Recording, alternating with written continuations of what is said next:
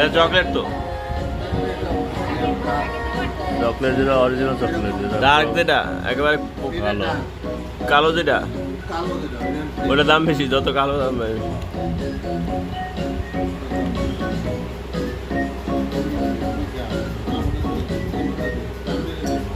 সবার হবে, বড় কেক আনছি না।